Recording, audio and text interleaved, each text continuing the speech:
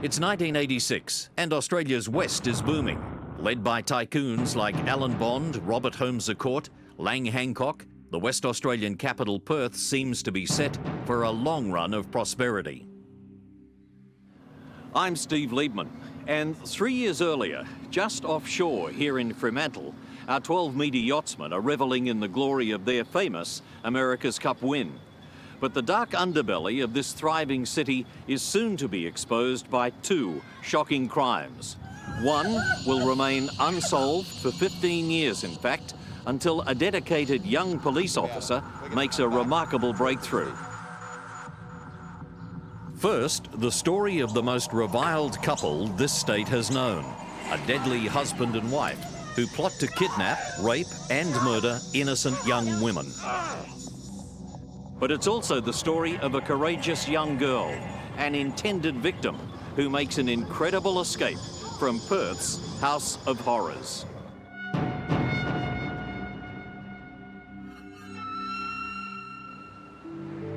In late 1986, there's a growing sense of unease in Perth as several young women mysteriously disappear. Fremantle-based Detective Sergeant Paul Ferguson is handed a missing persons file prepared by the Major Crime Squad on 22-year-old Mary Nielsen, who disappeared on her way home from work.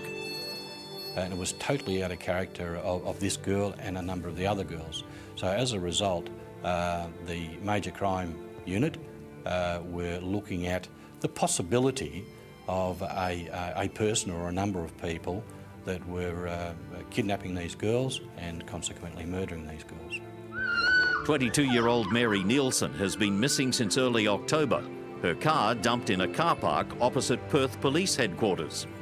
In late October, Detective Sergeant Ferguson receives a call about another missing woman, 21-year-old Denise Brown. She'd been at a friend's place in Coolbellup. She'd left there, she was heading off home and she hadn't arrived home. And this had happened on the Saturday, and I got the phone call on the Sunday. So we were very fortunate as much as we got early warning in relation to this young lady, being Denise Brown. At the end of that Sunday, I was fairly certain through gut feeling, and I mean, policemen need to work on gut feelings. But as a result of speaking with the mother and all the friends, I was relatively certain that this was out of character for Denise Brown and that she was subject of foul play.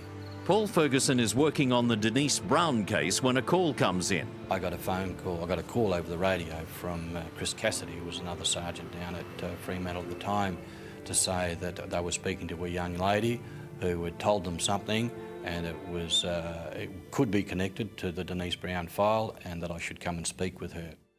Detective Sergeant Chris Cassidy tells Ferguson about a young woman who claims she's been kidnapped and taken to a house where she says she was raped, held captive, chained to a bed. Can you tell us where you met? She manages to escape and tells her story to Chris Cassidy. She was just so convincing and so genuine that I had no hesitation in accepting what she'd told us, so we moved. So then I asked her the obvious question, would you identify the house? And she said, oh, I think so, yeah, it's not that far from here. So we said, right, she was in the back seat, so we drove her past and it's a white house.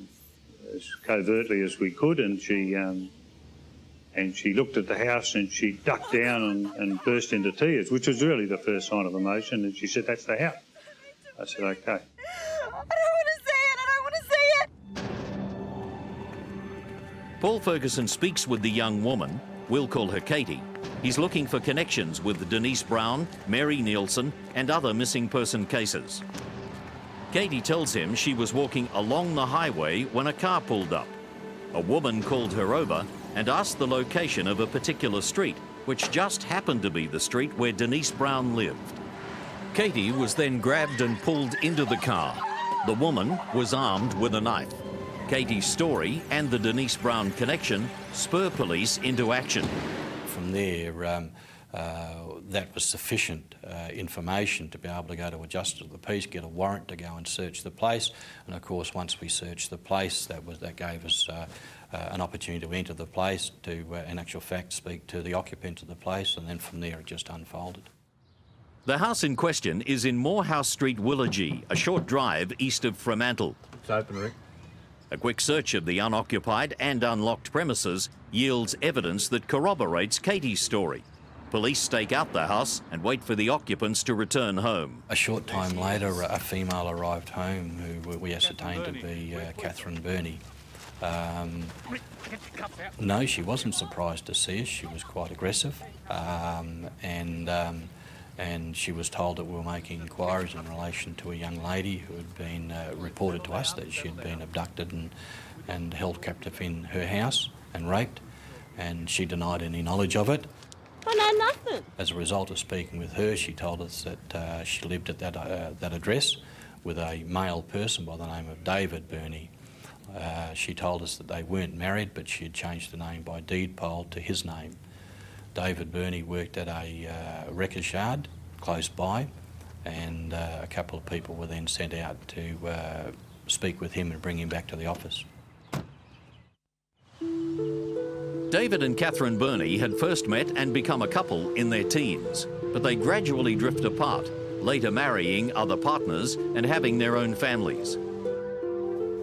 David Birnie spent some time working in the stables of Perth trainer Eric PARNHAM in the early 1960s. Eric recalls his first impressions.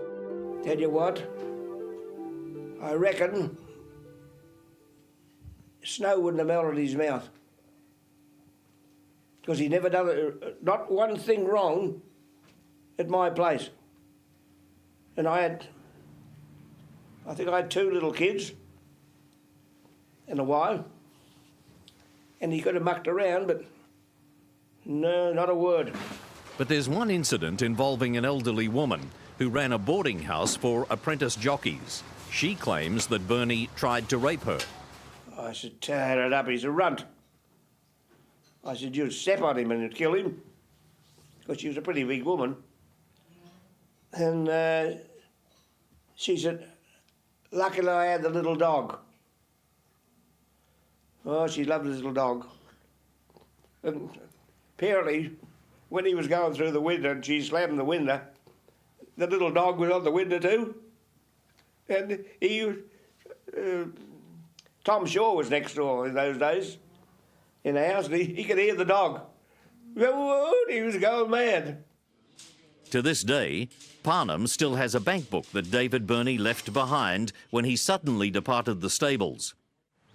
In the early 1980s, David and Catherine Birnie meet up again and begin living together. David Birnie tells Catherine of his desire to participate in group sex. How can it be great? Catherine tries to entice a female friend to join them, but she declines. Then they begin to look further afield for women to participate either willingly or unwillingly. And that was what they were planning to do with Katie, the young woman who later escapes. Look. Yeah, I saw her. What do you reckon? Detectives interview David Birnie, who admits to having sex with Katie, the alleged kidnap victim, but he insists it was consensual. Yeah. Ferguson is sure Birnie's implicated in other missing persons cases, and he senses that Birnie wants to tell him more. Just tell us what happened for their sake. And he looked at me and then he looked up at Vince and he said, can I speak to Kathy? Can I speak to Kathy? Well, once again, I can only tell you from the old gut feeling, you know, when he said that, I thought that, you know, gee, he's right on the edge. He wanted confirmation from her to be able to go further. After speaking with his de facto, David Birnie comes back to police with a story that confirms their worst fears. He admits that he and Catherine have committed no less than 4 brutal murders.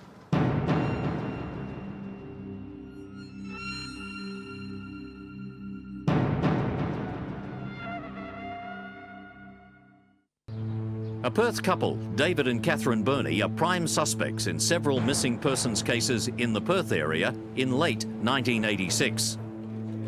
Bill Power is a police roundsman with a major Western Australian newspaper. Police headquarters in East Perth was just alive with talk. The airwaves on the police channels was chatter about something going on, but nobody was saying what. And of course we started to pick this up, and you know, after a while you get a feel for the story. We knew something was on, and then someone dropped the line somewhere, I think it was on a radio, about the missing women, and that linked it all up. And so we knew the police had a major breakthrough. The breakthrough is sudden and staggering.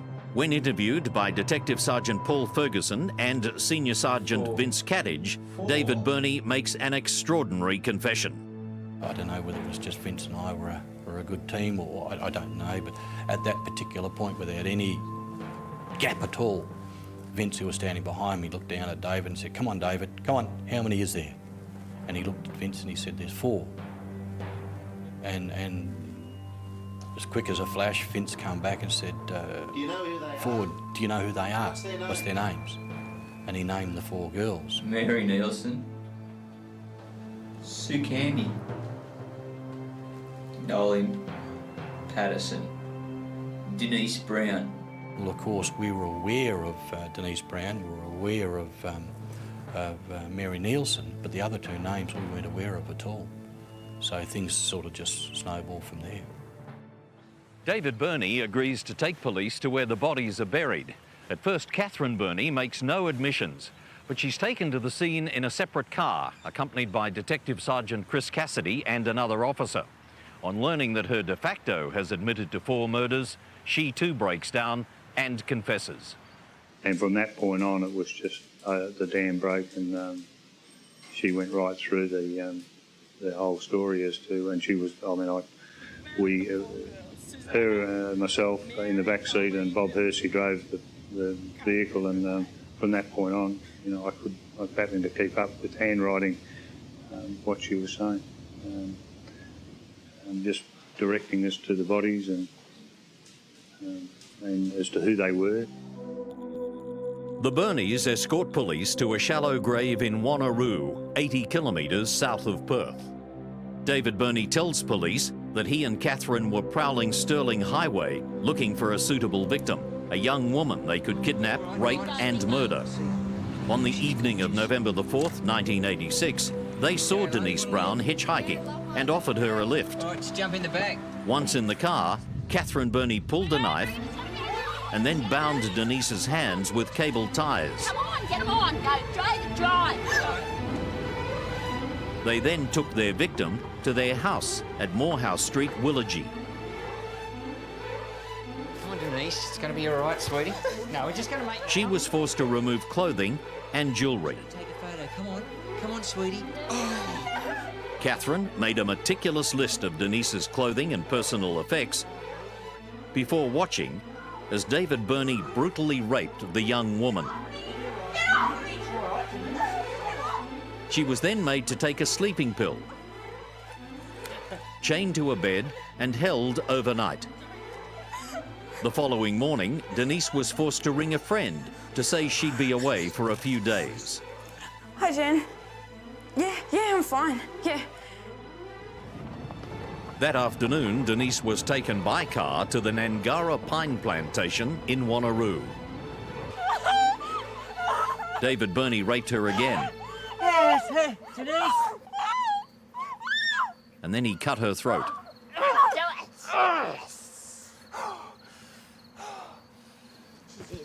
He dug a shallow grave and threw Denise into it and began to fill it with sand. When Denise was hit by the sand, she suddenly inhaled and sat up. She wasn't dead. Whether she was unconscious or whether she was lying doggo to try and save herself. She was put into the gravesite. She laid there. Both David and Kathy told us that their words freaked them out. David had an axe in the boot of his car. He ran to the boot of the car, got the axe, and the back of the axe, he actually hit her in the head on 2 occasions to kill her. Birnie now agrees to take police to the other 3 bodies, buried here in a forest at Glen Eagles. We turned left where he told us to turn left, and he said, right, stop there. There's a log over there. Behind that log is the body of Sue Candy. 16-year-old Susanna Candy was picked up by the Birnies on October the 20th. And like Denise Brown, she was kidnapped, drugged, raped and chained to a bed. With little Sue Candy, Kathy also got her to write 3 letters. Those 3 letters were then put into envelopes, and subsequently the first letter that Sue wrote was posted the day that she was killed.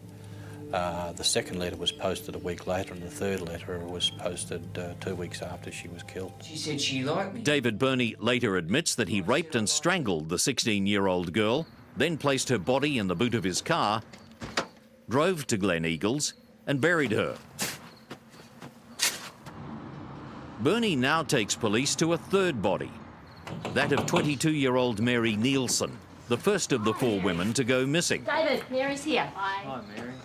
Mary had driven to the Birnies' Morehouse Street address in the belief that she could buy discounted car tyres.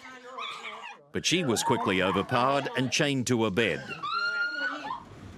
David Birnie then drove Mary's vehicle into town and dumped it in a car park opposite police headquarters. He walked up into the city where he caught a taxi and was then dropped off at the shopping centre some 200 metres from where he lived. He then walked back home where he then sexually assaulted Mary again, and then placed her in the vehicle while she was still alive, and drove her to Glen Eagle, where she was then sexually assaulted again and strangled. The Birnies' third known victim, but the last body found, is 31 years old Nolene Patterson. She was buried the other side of the highway, away from the other 2 girls, and when he conveyed us over there, in actual fact, Kathy Birnie said that she wanted to point out where Nolene was buried. Kathy refused to refer to Nolene by name, just called her that woman. As the inquiry unfolded, we ascertained that because Nolene was 31 years of age, she was mature, what she tried was a bit of reverse psychology, and she tried to befriend David to see if she could talk a way out of being killed. I like you too. After holding Nolene in captivity for 2 days, the Birnies have a major argument. It's all right. She's fine. Me or her? In an insane fit of jealousy, Catherine storms out of the house. When she returns, she delivers a bizarre ultimatum. And subsequently, Kathy actually offered to kill herself if David wanted to be with Nolene. And David said that Nolene was different from the other girls and she deserved to be put into a different place to the other girls. She was in actual fact buried with her knickers still on and, as I say, away from the other 2 girls. But Kathy was the first one to point to Nolene's grave. In actual fact, when she walked up to the grave, she actually spat on the grave. The relationship between David and Catherine Birnie is clearly sick and twisted. But what is it that has taken them over the edge and into murder? Kathy, I would say, was the principal organiser of this whole thing, in as much as she had a belief that women were put on this earth to look after men and service men and do what men wanted, and that she believed that David had been hurt by women, so therefore women should pay. She had absolutely no qualms at all of killing women. Whether one led the other or vice versa, I think they're equally culpable and equally as evil, but even the word evil doesn't seem to fit to my, it seems to be an understatement. It becomes clear to police that David and Catherine Birnie developed a deadly method for selecting their victims, and Catherine was calling the shots. And then once they picked someone up, Kathy would then decide on who David could have or who he could not have, and they developed a code. I've got the munchies, David. So if they picked someone up, Kathy, if she agreed that David could have this particular girl, Kathy would say, I've got the munchies. David would say either yes or no. If he said yes, Kathy would then pull out a little knife. She would then swing around and hold the knife at the throat of the victim. They had the cable ties, put them around the victim's hands and throw a blanket over them, and then take them to 3 Morehouse Street. After kidnapping, raping and murdering at least 4 young women, the Birnies set their sights on another victim on the evening of November the 9th, 1986. Their target is 17-year-old Katie. But it's this young woman's courage and resourcefulness that will help police put an end to their killing spree. And her story of survival and escape is a remarkable one.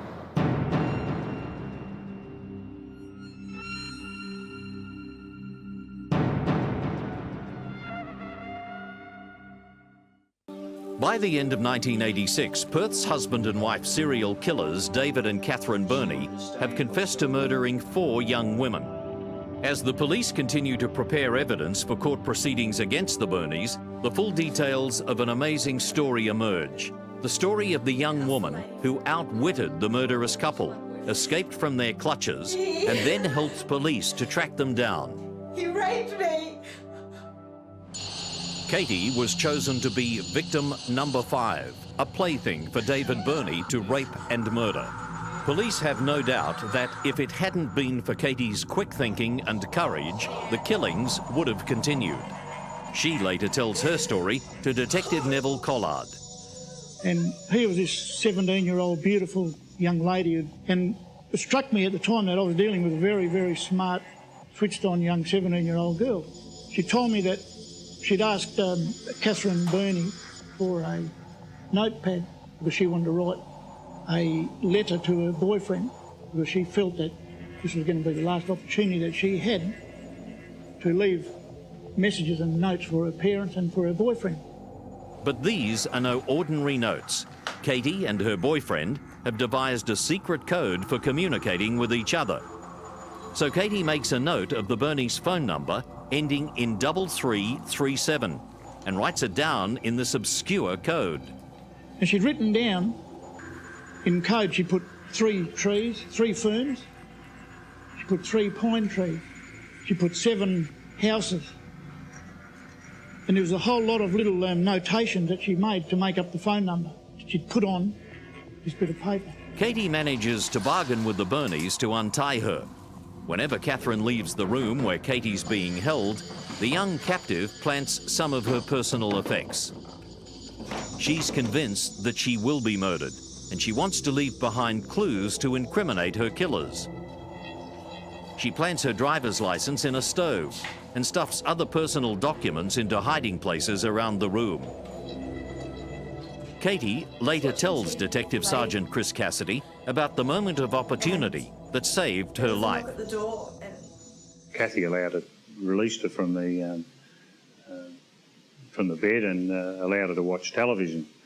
But whilst they were doing that, there was a knock on the door, which was actually a drug deal. They were selling cannabis at the time.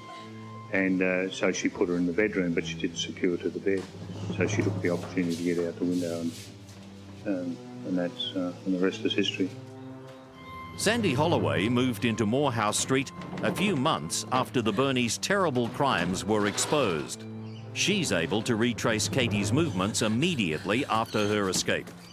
The young girl broke out of this window here in the front and just grabbed the opportunity to do so and went down. She knocked on a couple of doors down the street, nobody home, ran right down and up the laneway.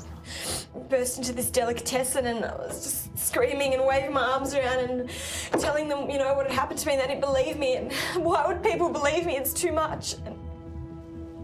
A search of the Morehouse Street property corroborates Katie's story. She said that she was given a sleeping pill, which she spat out. That pill was in actual fact found on the floor in the bedroom. She said that she had been chained up and locks had been used, and there was numbers on the locks. We found some chains and some locks with numbers on them. So there was a lot of evidence found that was subsequently used at the court but also corroborated the story given by the young lady.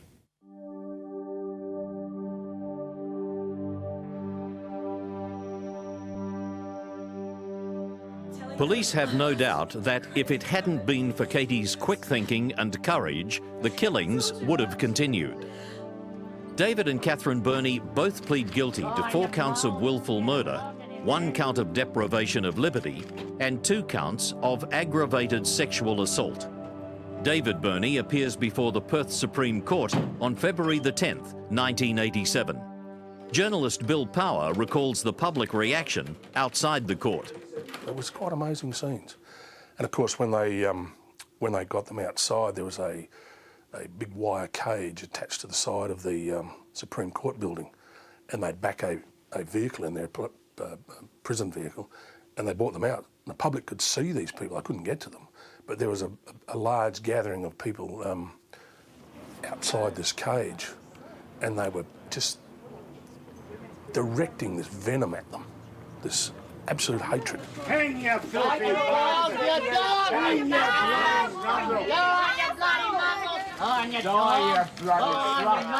Hang your bastard! Bloody mongrel bastard. If I was inside there, I'll kill you.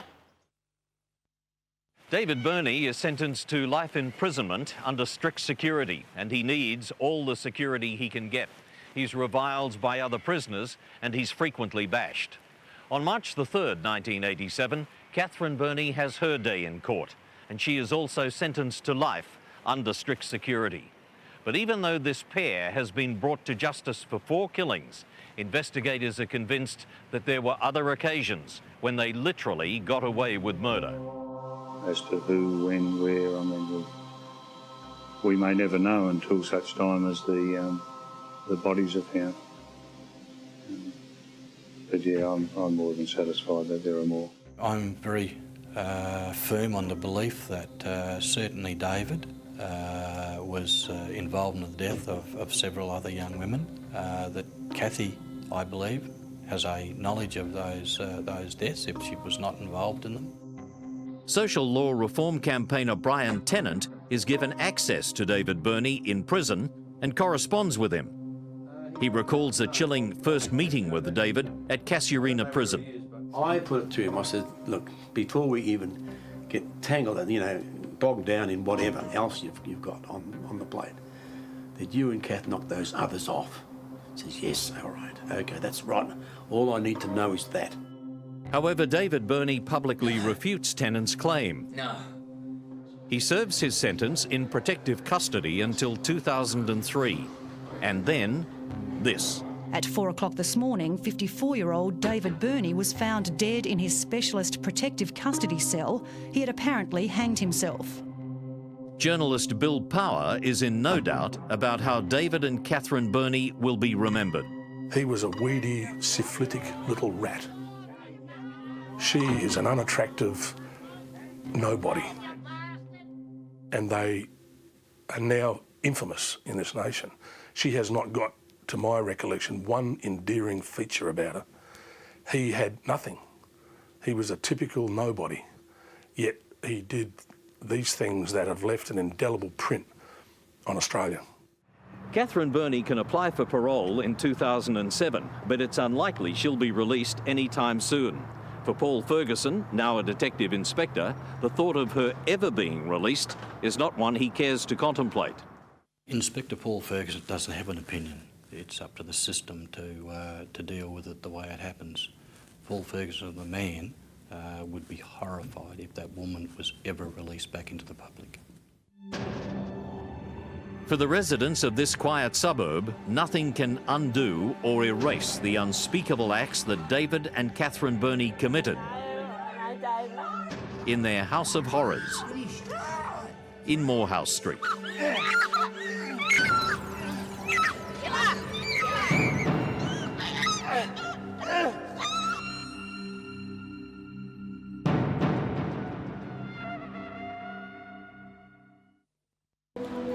On a steamy summer night in 1986, in the northern Perth suburb of Leederville, a call girl is murdered in one of the most violent and bloody crimes the city has ever seen.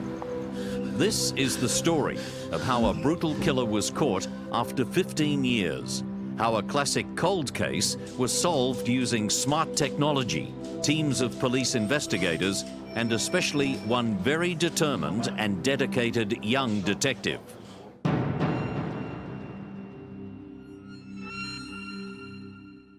After midnight in the suburbs of Perth, all is quiet. But beneath this calm surface, the hidden business of the night goes on. The prostitution agencies supplying sex services for the lonely. Selling sex is a dangerous business, especially at night, when call girls attend to strangers at their homes or in hotel rooms, with no way to screen out the customers who might turn violent. It's the 29th of January, 1986. Roslyn Watson, a 41-year-old world-weary sex worker, is waiting for new business at an escort agency. I wasted all that time now. Roz is in a very bad mood, having just returned from a cancelled job. In this profession, it's strictly no work, no pay.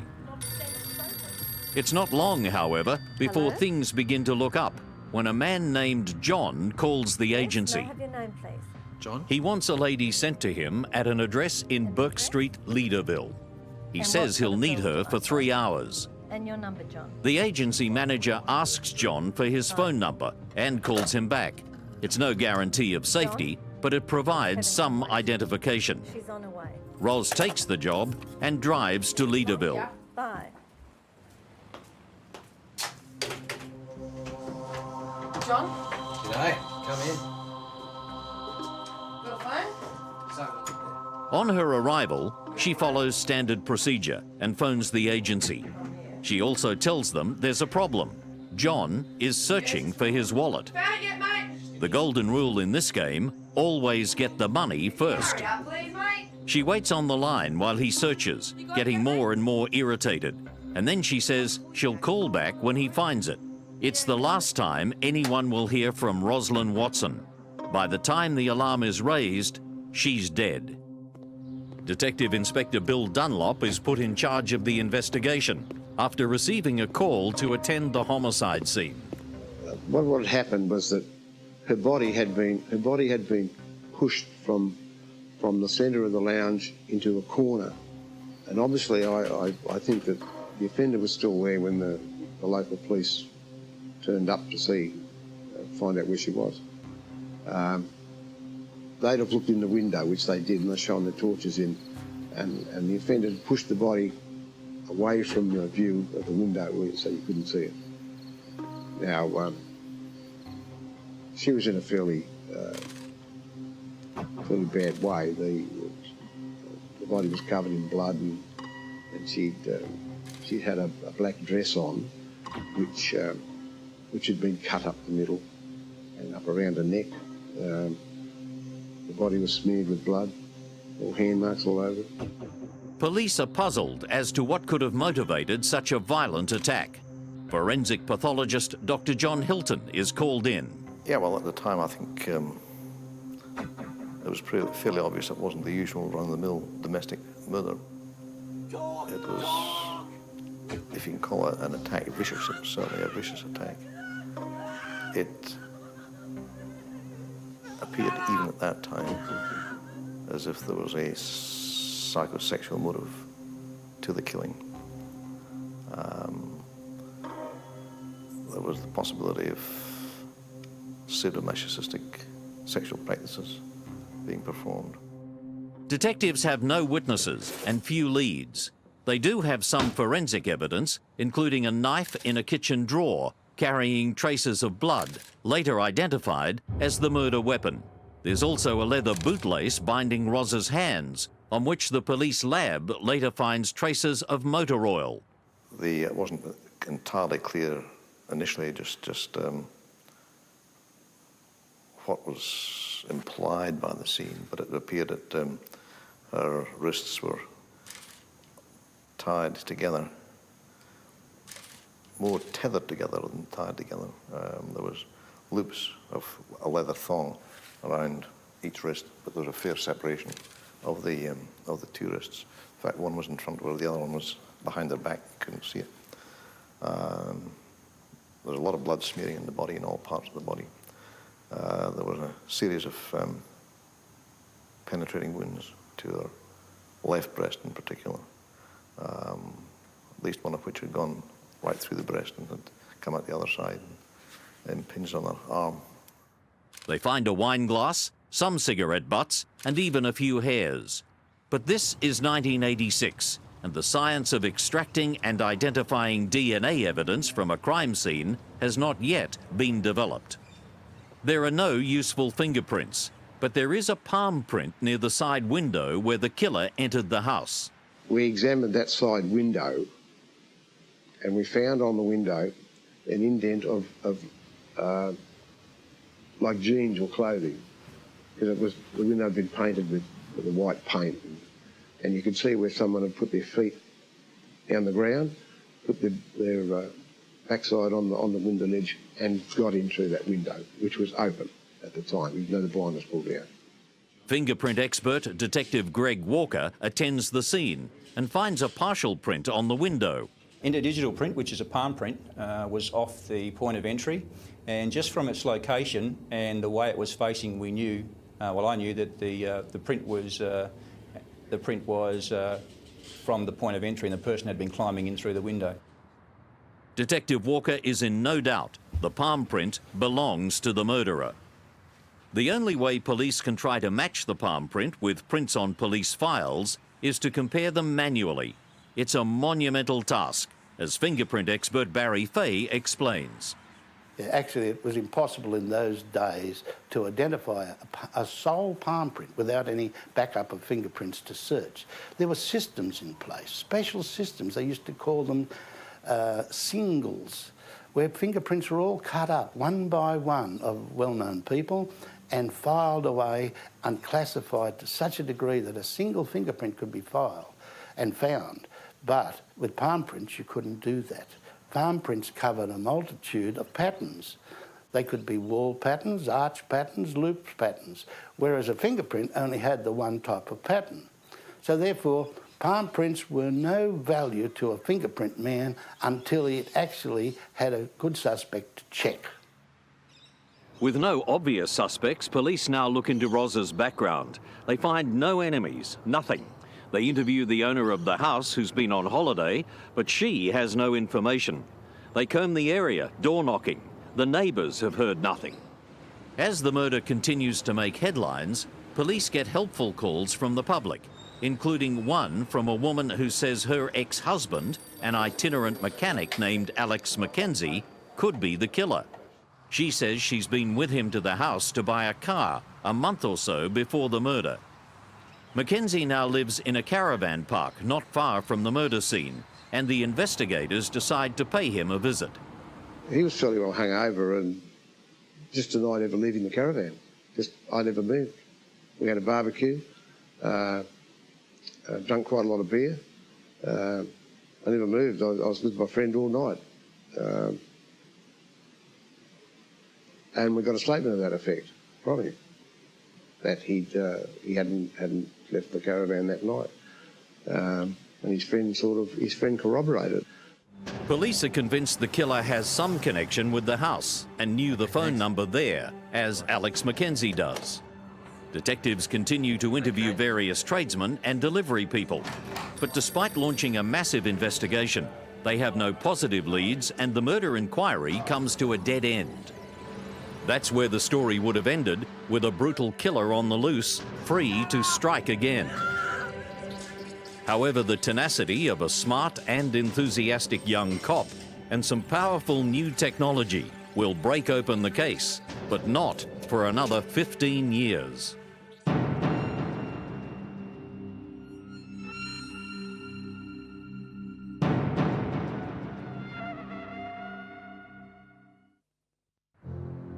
The body of Roslyn Watson, with 27 stab wounds, has been found in a vacant house in the Perth suburb of Leederville. But there's no motive, no witness, and no definitive suspect. All police have to go on are a few scraps of evidence, including an unidentified palm print. Her killer remains free, and the case turns cold. Detective Inspector Bill Dunlop heading the investigation, remains frustrated. I was quite happy to have the file go to the coroner. There comes a point in an investigation where you do exhaust all avenues of inquiry, and you've got to move on to other things, and that's what you do. You wrap the inquiry up and put as much as you can there together in the event that something else will come up. And that's exactly what happens. But it'll take 15 years before the file into Roslyn Watson's murder is reopened. Early in 2001, a massive new computer system is introduced that can store all police fingerprints from around Australia. It has the ability to compare large numbers of whole palm prints. About 1 million or so palm prints were fed into the computer on their database, and latent matching began. There were a number of cases in every state where only palm prints was the evidence that was forthcoming to solve it. Scott Higgins, a young detective on the Major Crime Squad, is there when a breakthrough is made. Okay, they were prioritising a lot of their work back at that stage because it's a fairly labour-intensive job, and they were getting out all the cold cases, as in all the unsolved. They've got, well, we've got our files in our office, they've got their files from the forensic side of things, and they were looking at the old cases, ones which had been around for a while and ones which had a possible chance of getting something out of it, and this was one of the ones. And so they fed this one through and they got the result. Detective Higgins is working one morning when a group of excited investigators arrives. And it was the fingerprint division people who came up to Curtin House, the CLB headquarters, saying, "We've got a hit for you, we've got a hit for you." The new evidence the fingerprint team has uncovered relates to the murder of Roslyn Watson 15 years earlier. This was just the sort of case a young, ambitious detective could get his teeth into. The palm print is identified as coming from the hand of itinerant mechanic Alexander Oliver Mackenzie. Mackenzie's prints had been recorded in police files when he was convicted of an attempted sexual assault in Perth in May 1986, 4 months after the murder of Ros Watson. But at the time, the technology was too primitive to identify that palm print as being his. Mackenzie had picked up a young woman whose car had broken down. Scott Higgins digs out the old files. He offered to drive her to a service station, a 24-hour service station. Within about 5 minutes of getting into the car, he produced a screwdriver, threatened her, said he wanted to have sex with her. She screamed and begged for her life and said, "Look, please don't kill me, please don't kill me, leave me alone, let me go." And again, he drove her to a different location, let her go to another service station and just let her go. She went and called the police, and of course he was arrested and charged and convicted for that offence. Higgins is excited, but Mackenzie's palm print, newly identified by the fingerprint experts as matching the one found at the murder scene, is still not enough to positively identify him as the killer. After all, Mackenzie could have left the palm print when he visited the house to buy the car, a month before the Watson murder. The dating of fingerprint evidence is a difficult science. There are so many variables involved. For example, if a man painted his window a week before the perpetrator touched it, then that does prove the age of that particular palm print. However, if the window was painted 3 years earlier and the criminal, in this case the killer, had some sort of grime or even sebum, oil and grease you make on your own hands, that grimy substance found on the steering wheel of your car is sebum. If he had a lot of that, he may leave a deposit of a palm print that would last for 2 years. It depends on many variables. Detective Higgins must find harder evidence before he can arrest Mackenzie. He does have one slim lead, Mackenzie's ex-wife. She also knew that he'd been involved in a previous attack on a prostitute. About a year earlier, there'd been a similar attack on a young girl in Fremantle. The only difference was with this one was that the girl wasn't killed. But would this be the breakthrough Detective Higgins is looking for? He probes deeper. Detective Higgins? The victim of that assault is Julie Ann, a mother of two who secretly decides to make some quick money by working for an escort agency. Unbelievably, her first client is Alex Mackenzie, who ties her up and sexually assaults her. But when she cries and pleads for her life, he lets her go.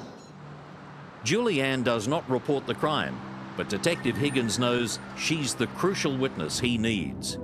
If he can track her down, he must somehow persuade her to come out of hiding, admit that she once tried prostitution, and then get her to sign a statement identifying Mackenzie as her attacker. It wasn't going to be easy.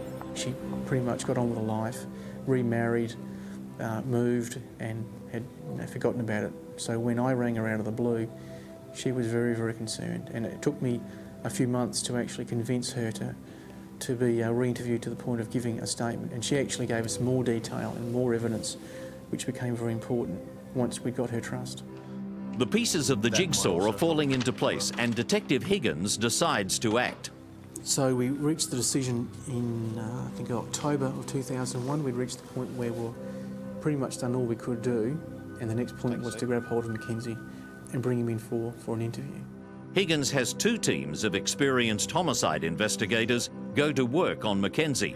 The first is himself and Detective Senior Constable Rowson. The interview goes in circles as Mackenzie steadfastly denies everything. I haven't been to Burke Street, all right? During 6 hours of interrogation, Mackenzie tells detectives he has memory loss due to bouts of excessive drinking. Mackenzie can't even remember when he married his wife or the age of their child, let alone being questioned about the earlier attack on the stranded girl for which he's jailed. Higgins then raises the murder of Ros Watson. I know you've been to Burke Street. Don't sit here in front of us and lie. You have been to Burke Street. She killed no one. You did kill her, Alex. You know a lot, Alex. You think it through very hard. Having softened up Mackenzie, Higgins now decides to bring in the second team, Detective Superintendent David Capehorn and Detective Inspector Kevin Luby. We could see he wanted to tell us, but he just needed a different approach, a different interview team. Is there anything you'd like to tell us? That different approach is slightly softer, and that's all it takes. Higgins is watching on a video monitor in another room. Told her she had shut up. And finally he knows he's got his man. And we knew, okay, he's going to tell us now. And then he said, okay, what do you want to know? And then he just told the story about what had happened. Did she upset you? Mackenzie tells how he lured Ros to a vacant house in the Perth suburbs and then pretended he has lost his wallet. She came into the house. But he had no intention of paying. He'd been drinking heavily all night. He was armed with a knife from the kitchen, as well as a screwdriver, and had a leather bootlace with which to restrain her. But Ros Watson was not the type to weep and plead for her life like his other victims. When he demanded sex for free, she told him exactly what she thought of him. No, get off me, you little shit! That he was a time waster and a loser. Mackenzie produced a knife and threatened Ros. She screamed and lashed out. He overpowered her and bound her wrists together with the leather bootlace. But she wouldn't stop struggling and screaming. And that's when he completely lost control. In a frenzy, he stabbed her more than 20 times. I told you to shut your mouth! As she lay dying, he leaned over her, breathing heavily, his hands, arms, his whole body covered in her blood. He cut her dress away and then produced a screwdriver and stabbed her again in her chest and arms. Ros Watson's courage had cost her her life. Mackenzie was in the bathroom washing off the blood when there was a knock at the front door. The manager of the escort agency had called the police. He stood still dripping blood. The police patrol knocked again. A torch beam shone in through various windows. Mackenzie crept into the lounge room and quietly pulled Ros's bleeding body to one side, out of sight, just as the police torch beam silently swept the room. The police left. After showering and wiping down the bathroom, Mackenzie escaped. It was 3 a.m. and the neighbours had heard and seen nothing. It takes another 2.5 years to get the case to trial, but eventually Mackenzie is convicted of Roslyn Watson's murder. Detective Higgins remembers the moment the jury announced its verdict. On the inside, I was jumping up and down, but on the outside, obviously, I've got to keep a fairly professional and composed approach. Outside court, Mackenzie's ex-wife, Anne Davies, said justice had been done. I'm happy that he's not going to be able to do this to any other woman for a long, long time, because I believe he's going to reoffend. Ms Davies said the verdict had at last brought closure for herself and her daughter. I think just having to listen to the horrific evidence and the fact that perhaps it could have been you. How would you describe your ex-husband? A monster. Alexander Mackenzie is sentenced to 25 years in jail for Roslyn Watson's murder.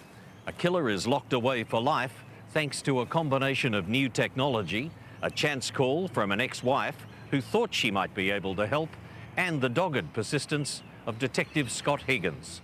25 years was at the upper end of the scale. So he's going to be a very old man before he leaves jail, if he leaves jail.